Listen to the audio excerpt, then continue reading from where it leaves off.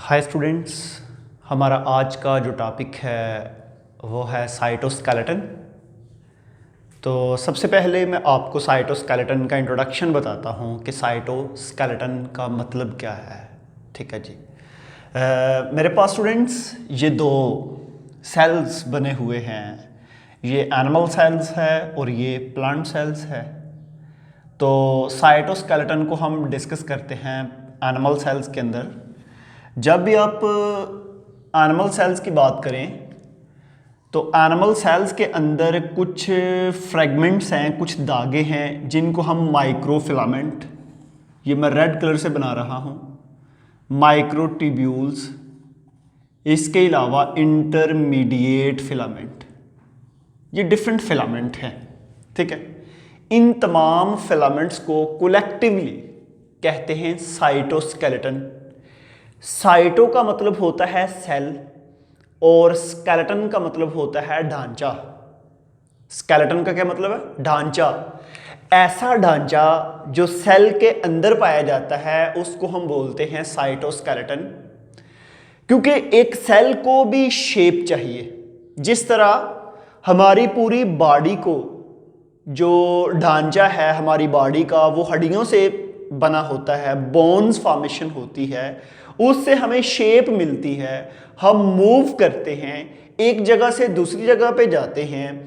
ऐसे ही स्टूडेंट क्या होता है कि हमारे पास एक सेल लेवल पे जब हम बात करते हैं तो उसके अंदर भी एक स्केलेटन है और उस स्केलेटन को हम बोलते हैं साइटोस्केलेटन, क्योंकि वो सेल लेवल पे है। तो ऐसे मैंने बताया कि वो तीन तरह के धागे हैं जो मिलके साइटोस्केलेटन की फॉर्मेशन करते हैं। साइटोस्केलेटन को हम फैब्रिक फ्रेमवर्क ऑफ सेल भी कहते हैं। फैब्रिक क्योंकि ये फाइबर से बना होता है इसलिए इसको फैब्रिक फ्रेमवर्क कहते हैं। और ये सेल के साइटोसोल के अंदर होता है। अगर आपने साइटोप्लाज्म का टॉपिक पढ़ा था तो आप तमाम बच्चे जानते हैं कि जो साइटोप्लाज्म है, साइटोप्लाज्म के अंदर आपने पढ़ा था कि साइटोसोल एंड साइटोजेल के सेल का जो डिजॉल्व पोर्शन है उसके अंदर ये पाया जाता है। साइटोसोल जो नॉन विस्कस है, कोलाइडल की दो टाइप्स थी, उसमें जो साइटोसोल है, साइटोसोल होता है नॉन विस्कस और नॉन विस्कस के अंदर ये पाया जाता है। जब भी आप साइटोस्केलेटन को देखें तो साइटोस्केलेटन की तीन टाइप्स हैं, microtubules, microfilament and intermediate filament. Students, जो माइक्रोट्यूब्यूल्स है ये ट्यूब की तरह के होते हैं और इसका डायमीटर है 25 नैनोमीटर। जो माइक्रोफिलामेंट है इसका डायमीटर है 7 नैनोमीटर और जो इंटरमीडिएट फिलामेंट है इसका डायमीटर है 10 नैनोमीटर। अब ये डायमीटर क्या है? आपको पता है कि जब भी ऐसे कोई चीज ये राउंड है, जब आप इसको सेंटर से इसका ये जो लेंथ है आप इसको मेजर करें तो इसको हम बोलते हैं डायमीटर, और ये जो आधा होता है इसको हम बोलते हैं रेडियस, तो कंप्लीट को हम बोलते हैं डायमीटर। ठीक है जी। तो ये हमारे पास जो है इसका इन तीनों के मैंने आपको डायमीटर बता दिए। तो तीनों के डायमीटर के बाद अगर आप सबसे पहले नंबर पे जो देखते हैं जिसको हम बोलते हैं माइक्रोट्यूब्यूल्स, तो माइक्रोट्यूब्यूल्स जो है ये बेसिकली बने होते हैं ट्यूबुलिन प्रोटीन से, और ट्यूबुलिन प्रोटीन के अलावा साइटोस्केलेटन के अंदर एक्टिन है, मायोसिन है, ट्रोपोमायोसिन है, ट्रोपोनिन है, केराटिन है। ये डिफरेंट प्रोटीन जो हैं ये साइटोस्केलेटन की फॉर्मेशन कर रही होती हैं।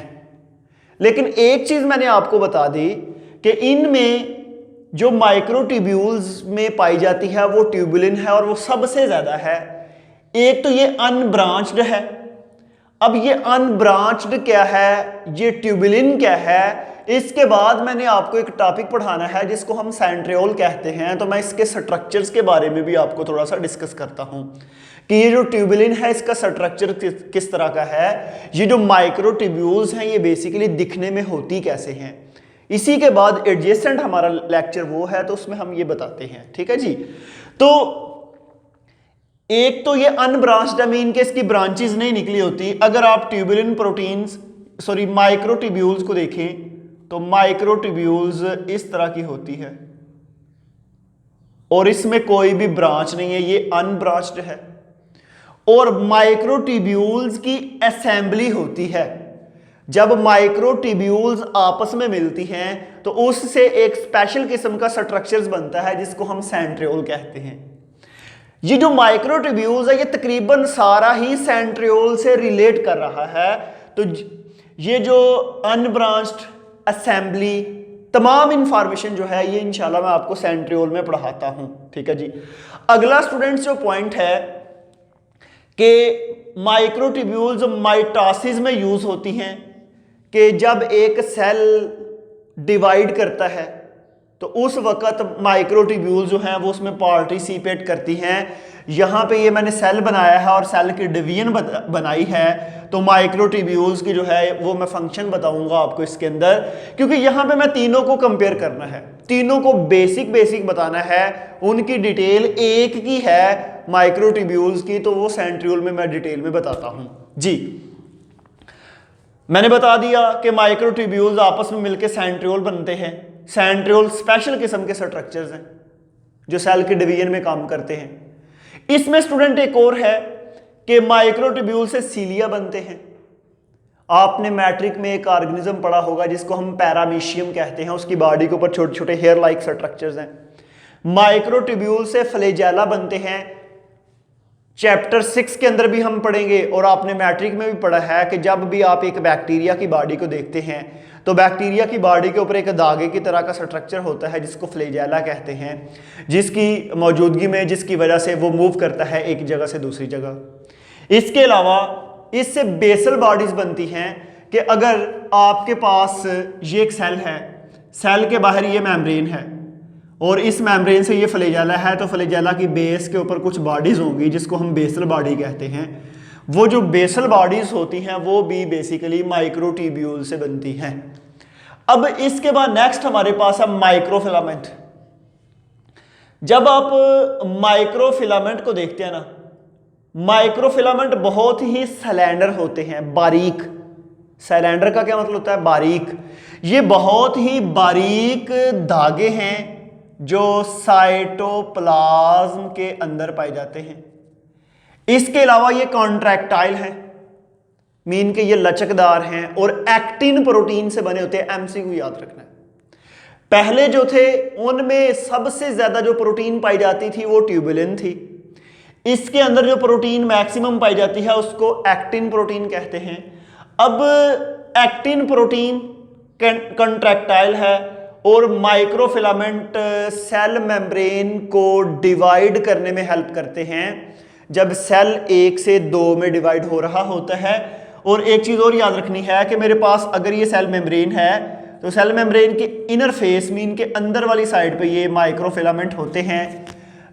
आपने इससे पहले एक टॉपिक पढ़ा था जिसको हम सेल मेम्ब्रेन या प्लाज्मा मेम्ब्रेन का टॉपिक नेम देते हैं, उसमें आपने फ्लूइड मोज़ेक मॉडल पढ़ा था। आज भी जाके उस लेक्चर की डायग्राम जाके चेक करें। मैंने अंदर वाली साइड पे कुछ फिलामेंट बनाए थे जिसको मैंने माइक्रोफिलामेंट का नेम दिया था और मैंने बताया था कि ये जो माइक्रोफिलामेंट है ये सेल को शेप देते हैं। उसके बारे में हम साइटोस्केलेटन में दोबारा पढ़ेंगे, वहाँ पे भी मैंने ये बात की थी। तो ये inner face of cell membrane के ऊपर अटैच होते हैं। उसके बाद ये जो माइक्रोफिलामेंट है ये साइक्लोसिस में बहुत हेल्प करते हैं। साइक्लोसिस होती है मूवमेंट ऑफ साइटोप्लाज्म, वैक्यूल वाले टॉपिक में मैंने बताया था कि, और साइटोप्लाज्म वाले टॉपिक में भी मैंने बताया था कि जब भी सेल के अंदर देखें तो जो साइटोप्लाज्म है मूव करता रहता है, उसकी मूवमेंट को हम साइक्लोसिस कहते हैं। ठीक है जी। तो उसके बाद अमीबॉइड मूवमेंट, अमीबा की जो बॉडी है, अगर आप देखें अमीबा, आपने भी पढ़ा है कि अमीबा की कोई भी शेप नहीं होती, ये अमीबा है।